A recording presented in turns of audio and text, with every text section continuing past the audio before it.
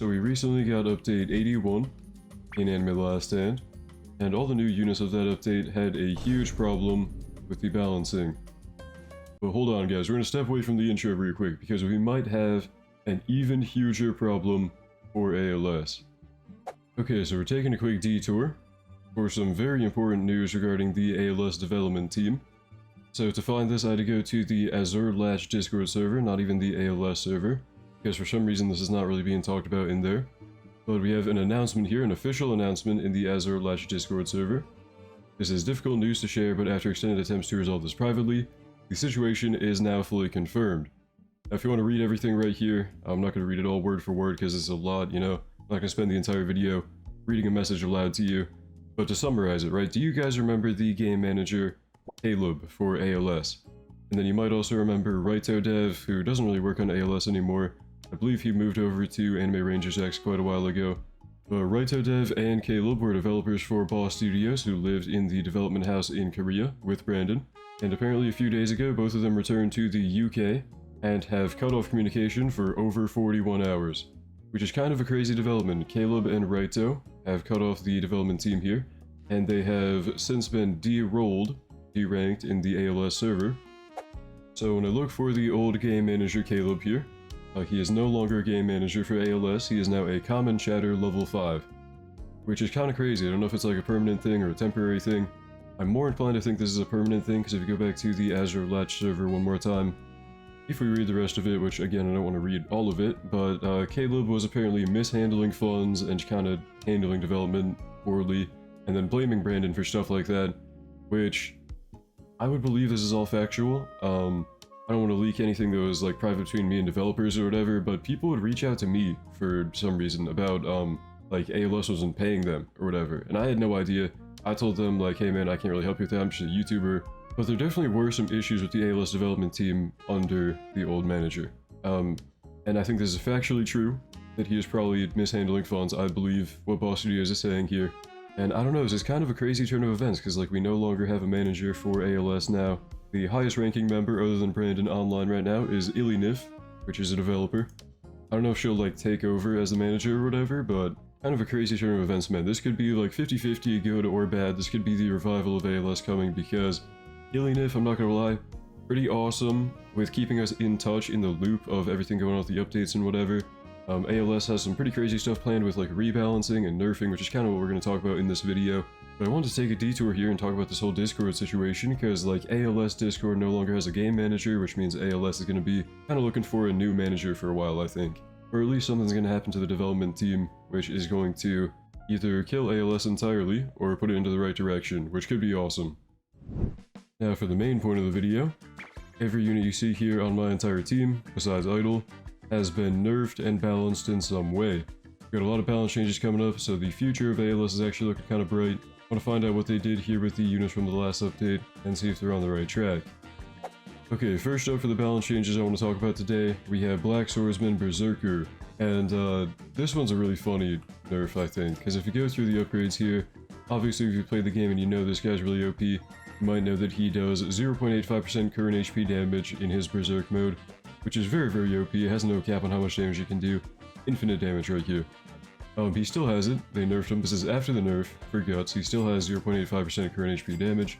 All they did right here is make him a circle AoE on final upgrade. So if we're to max him out, this is the same Guts we always had, same Guts, and then the only difference is now he is no longer full AoE. They turned him into a circle. So, you know, we still have raw damage about 50 billion every one. Before Dismantle, before Mutilate, we still have 0.85% current HP damage. Their panic mode emergency nerf was making him a circle AoE.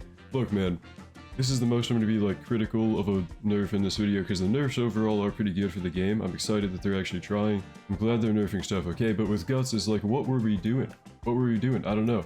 This is like, they still have a really OP unit right here. I mean, his circle is still pretty big. They didn't really even nerf him at all, if we're being honest. But there's Guts, there's his nerf. Beast Gohan versus Cell. Now, if you want a video to compare the pre-nerf of these guys, I do have a full video on them. But they actually did quite a bit to this unit. So first up, the Godly Lead got nerfed from a crit buff to just being a damage buff. and it doesn't give an extra bonus to the godly anymore. And they messed around with a lot of the passives, so for Cell, he does not gain 0.25% of his energy every second anymore, which would just ramp up his power way faster. And for both of them, so Cell and Beast Gohan, they don't gain their full power bar as a flat damage buff anymore, only 10%, so Gohan also only 10%. And then for both of them, they also capped out the power bar and energy bar, so they can't give like infinite damage anymore, caps out earlier than it used to. And the initial energy or power they get on placement has also been pretty much cut in half. So these guys kind of got completely gutted, which is good. They don't have like infinite damage anymore. They're still pretty okay. I mean, if we go through the upgrades, we have Perfect Cell here with this much power. Maxing out at 15.3 bill every 2.87. And then Beast Gohan with like pretty much no energy right now at 13 bill every 2.87. These guys did get nerfed pretty hard as you can see, but they each still do have like billions of DPS, so definitely healthier for the game because they were doing like quadrillions on placement before. Now we have another duo unit, Trunks and Gohan, and I'm going to be pretty brief on what I show in this one because the changes they made were very straightforward. All they did was pretty much just cap the HP drain, so any like max HP drain now has a cap of 10 trillion or 1 trillion or 250 billion. And then in his like full final Trunks mode, when you sacrifice Gohan and then, you know, use his transformation ability, this passive right here used to be every 8 attacks, I think. They just made it every attack now. That's all they did, is just cap the max HP drain and then change that. For Aura Farmer, or Orange Piccolo, they didn't really do too much to this guy. He's going to be completely normal, same as before the nerf until you max him out here. And once you max him out, you get unlocked potential, you use that, his model turns into this ugly thing, which, I don't know man, I was hating on this update because like, dude, you could tell they did not really care about dropping some stinky update last update. Anyway though, I don't want to talk too much about why I hate the update for this video. I just want to kind of talk about the nerfs today. So D1 Aura Farmer, they nerfed him to have a 150 billion damage cap on his passive here, pretty much just preventing him from getting an infinite damage buff on his own passive. He still does trillions though, so I mean they don't really stop him from one-shotting everything. Finally, we have a nerf to Android 67, which I think is a very well-deserved one. To get her to upgrade 4, he gets a strong passive called Sweet Tooth, or it used to be a strong passive. This passive used to say she had a 7% chance to one-shot anything, and if an enemy died to that passive, she would deal 2/3 of their HP to everything in range.